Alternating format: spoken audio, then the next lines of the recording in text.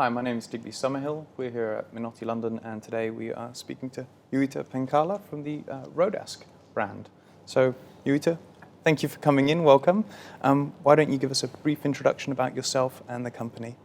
Thank you very much for having me here. So my name, as you mentioned, is Jowita Penkala, and I am CEO of Rodask. And also, my role is to preserve and protect all the skills and craftsmanship of my family that has been obviously learned over the years. And this enables our company to make amazing and beautiful watches, which are Rodask watches. Fantastic. And so you're the fourth generation, is that right, in the company? Yes, that's right, yes. Long time. Wow, over 3 centuries. And so it's yourself and your brother that work in the company currently? Correct, yes, absolutely. It's fully family business. We don't employ any other people outside the family. Only, of course, if it's to help with other stuff like a little bit of marketing, etc. But when it comes to making watches, it's just within the family. Yeah, well, I can relate to that. Minotti and Minotti London are both family businesses, and also maybe a little bit nerve-wracking at times, right? You're kind of trying to be the steward of this legacy. Absolutely. And so, what about your vision for the legacy for the future? Because obviously there's this past, but can you tell us a little bit about your vision of the future of the legacy? I have a big imagination, so I really aim very, very high. And I just really feel in my heart that I was put in this position, ironically only after my dad died 8 years ago, to make sure that his legacy will live perhaps almost forever, I would say. That would be my aim and my purpose. We are very strong in terms of what we stand for, our values, and we will never break those values when it comes to, for example, compared to making profit. For us, it's the most important is the legacy of the brand, being known or well known around the world, because currently we are very well known in some parts of Europe, which is obviously Poland and a little bit of Russia. But my aim is to make sure that the name is known around the world within small circles of people, because we only make around 40 watches per year.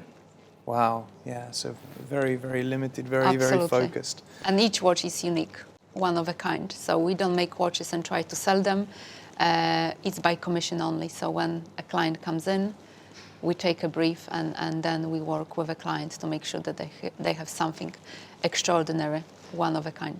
So that sounds really interesting. So could you maybe talk us through that process of if I wanted to have a bespoke watch made, and what that process would look like, how much time that would take?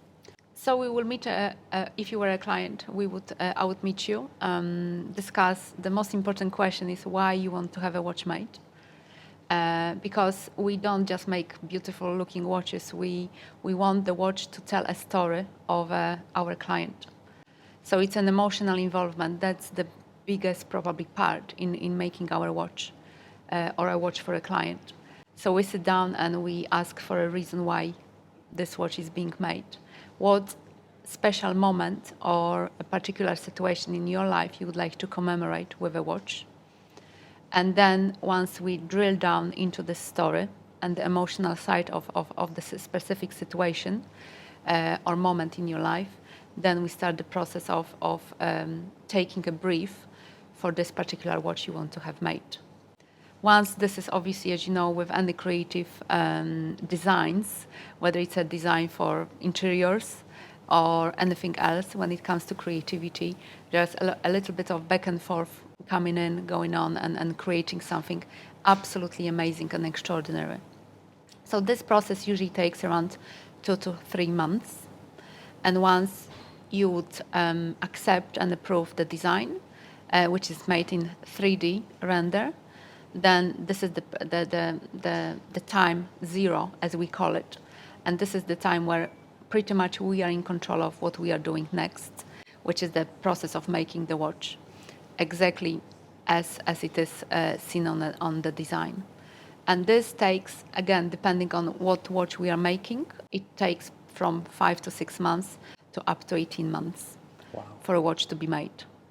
But of course, during the time when a client waits for a watch, we communicate with the client. We send authentic videos from the workshop, what sort of stages that the watch is going through to make sure that obviously eventually it creates something extraordinary.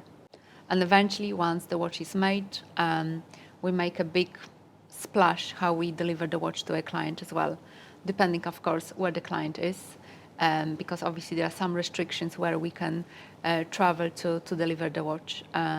But that's roughly the process. Wow, so it's very involved in the beginning, and then Absolutely. you even get to kind of be on the journey with the watchmaker. Absolutely, and the anticipation, because it's all handmade, or mostly all handmade, sometimes things go wrong, and you need to start from scratch. So hence the process takes so much time. Yeah, because We need to calculate some errors into the time waiting or the lead time for having a watch made. Yeah, because everything needs to be perfect, I suppose. Absolutely, absolutely. And you mentioned before that you only recently joined the business, so you didn't always know that you wanted to be in the family business, or? No, I never wanted to be honest. My father always tried to make me actually become a watchmaker. I never wanted to. I was really fascinated with how he makes the watches and watching him, observing him how he does it. And I was mesmerized by it. But never felt in my heart really that I want to become like he is, a watchmaker. And ironically, only when my dad died 8 years ago, I felt something in my heart that I want to join the family business, but not as a watchmaker, of course. I guess there's never too late to learn the profession, but no, it's still not in my interest to become a watchmaker. But in a different role, which is obviously creating the vision and overall direction for the firm, and obviously implementing it and making it happen. And how was that for your brother, who's the master watchmaker? How was that for him when you joined the business? As you can imagine, in any family, there are always some arguments, especially when they are two different people with different characters, personalities. So there were a lot of clashes at the beginning, but eventually my brother bought into the whole vision of mine, and of course he's excited, but at the same very scared as well, where I am always only excited. Well, it's difficult. I can appreciate, in a family business, sometimes you can clash more than you would with normal colleagues. But I also think that when it's your family, you will always care more about it than you ever would if it was just a job somewhere. It's really in your essence. Of course, it is in your DNA. It's very emotional. You put lots of feelings into it, and especially when I'm the fourth generation, and I was very close with my dad, and I really want his legacy to live forever, or at least for a much longer time. And speaking of legacy, are there already new family members being trained in the art of watchmaking or in the business? Yes, they are. You are right. It's my brother's son, who is already 22, and he's learning how to obviously make the watches. But he's also an amazing artist. He loves pencil drawing, so he very often makes the drawings for our clients, which has the special, I would say, feeling to it. Probably the authenticity of the pencil, rather than just creating something in a 3D render. I guess this is quite raw for our clients, and they do appreciate those pencil drawings. No, absolutely. I understand. We also work with renders and design digitally, but there is something that appeals greatly to our clients when we still do the hand drawings or the finish. I think authenticity is a really good word to describe it, the way that connects with Correct. them. Absolutely. That's really interesting. And I suppose we're talking about watches and about time, and time is a personal thing.